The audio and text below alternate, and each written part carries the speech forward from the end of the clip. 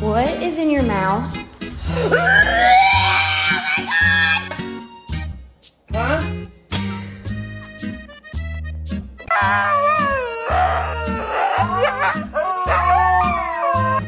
Are you uncomfortable? It's Mama!